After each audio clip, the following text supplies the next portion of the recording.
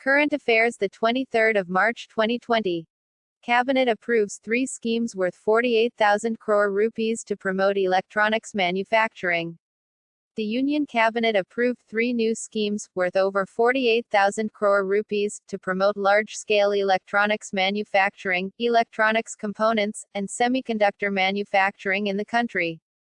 The government has decided to provide production-linked incentive (PLI) to global and domestic companies engaged in manufacturing, assembly, testing, marketing, and packaging of mobile phones as well as certain specified electronic equipments. India's forex reserves plunged the most in 8 years. India's foreign exchange reserves plunged the most in about 8 years as the central bank stepped in to defend the rupee. The reserves fell by $5.35 billion to $481.9 billion in the week ended March 13, according to data published by the RBI. That's the most since November 2011 when the hoard dropped $5.7 billion, according to data compiled by Bloomberg. COVID-19 infects markets, FPIs withdraw 1 lakh crore from equity, debt in March. Foreign portfolio investors have pulled out close to rupees 1 lakh crore from India in March, as the COVID-19 pandemic and carnage in the financial markets have forced FPIs to de-risk from emerging market across the world. This is the largest monthly outflow in the history of Indian markets, which also led to the rupee falling below the 75 level against the US dollar. RBI opens 60,000 crore rupees emergency credit line for Yes Bank. The Reserve Bank has opened an emergency line of credit of around 60,000 crore rupees to Yes Bank to meet any liquidity crisis in paying back its depositors as the bank resumes normal operations. SEBI takes measures to check short selling, curb volatility. The Securities Exchange Board of India (SEBI) lowered the limit of positions that can be taken in the futures and options market, increased margin requirements and capped derivatives exposure, as it looks to counter volatility and short selling triggered by the COVID-19 pandemic. Cabinet gives boost to domestic manufacturing of medical devices. With the COVID-19 pandemic hitting global supply chains, especially medical products and devices, India is pushing to be a global manufacturing hub. The cabinet approved incentives for setting up medical device parks and bulk drug parks across the country to boost domestic manufacturing of medical devices, key starting materials (KSM), drug intermediaries, and active pharmaceutical ingredients (API). Government clears coronavirus tests for more guidelines to rope in private labs.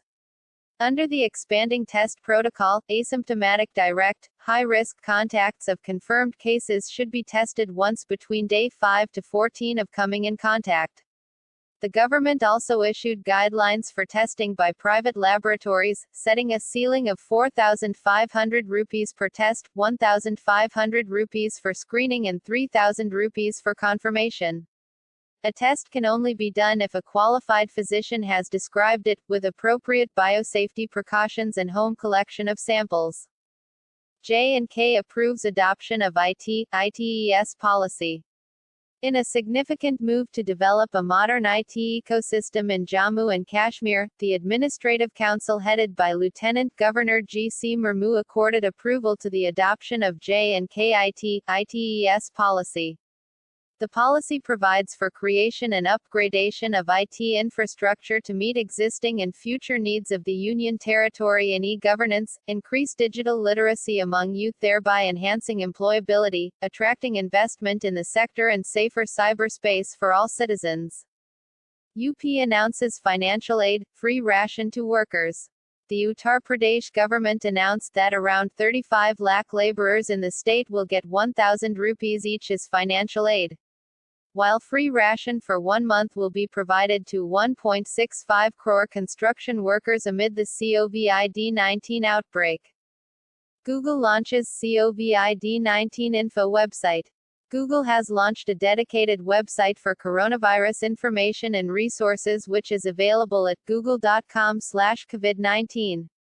The website is primarily dedicated to education, prevention, and local resources.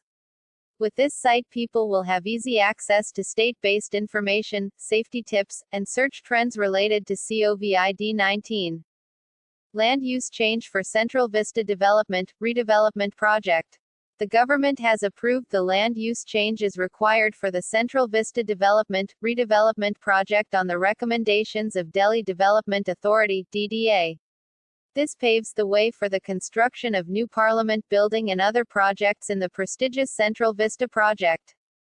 This decision will ensure that the green areas and public semi-public spaces are adequately compensated. Sabdi to have advisory role at IndusInd Bank. IndusInd Bank CEO Romesh Sabdi will move into a full-time advisory role at the bank after his retirement on March 24. It is a full-time advisorship. It is an absolute non-executive role and mentorship. NTPC bagged 28 Corporate Communication Excellence Awards. NTPC bagged 28 awards at Corporate Communication Excellence Awards 2020, and was conferred with the Champion of Champions title, in a grand ceremony organized during the 14th Global Communication Conclave by Public Relations Council of India, PRCI, at Bengaluru. Kenny Rogers, country music legend, dies at 81. Kenny Rogers has died at 81. The country music legend known for hits including The Gambler and Islands in the Stream. He was a three-time Grammy winner and held 6 Country Music Association (CMA) awards.